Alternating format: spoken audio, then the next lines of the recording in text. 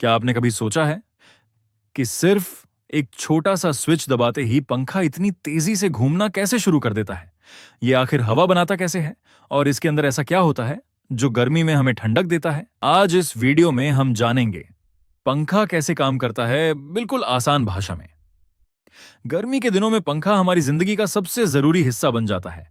जब तेज गर्मी होती है तो हमारा शरीर पसीना छोड़ता है और जब पंखा हवा देता है तो वही पसीना जल्दी सूखता है और हमें ठंडक महसूस होती है।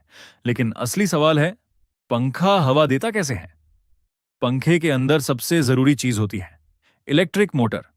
ये मोटर ही पूरे पंखे का दिल होती है। जब हम स्विच ऑन करते हैं तो बिजली वायर्स के जरिए मोटर तक पहुंचती है। मोटर के अंदर कॉपर की कॉइल्स होती हैं। जैसे ही इनमें करंट फ्लो होता है, वैसे ही एक मैग्नेटिक फील्ड यानी चुंबकीय ताकत पैदा होती है। अब यही मैग्नेटिक फील्ड मोटर के अंदर लगे रोटर को घुमाना शुरू कर देती है। रोटर एक घूमने वाला हिस्सा होता है जो सीधे फैन ब्लेड से जुड़ा होता है। जैसे ही रोटर घूमता है, वैसे ही पंखे की ब्लेड्स भी तेजी से घूमने लगती हैं और यही रोटेशन हवा पैदा करती है।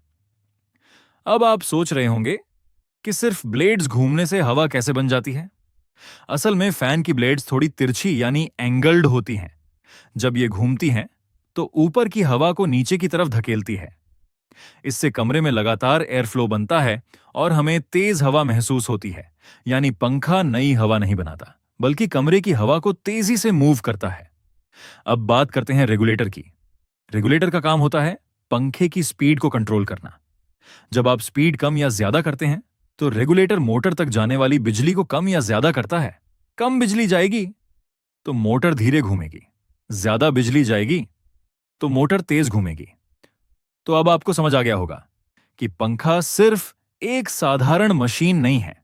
इसके अंदर इलेक्ट्रिसिटी, मैग्नेटिक फील्ड और मोटर की शानदार साइंस छुपी हुई है। अगली बार जब आप पंखा चलाएंगे तो आपको पता होगा कि उसके अंदर क्या चल रहा है।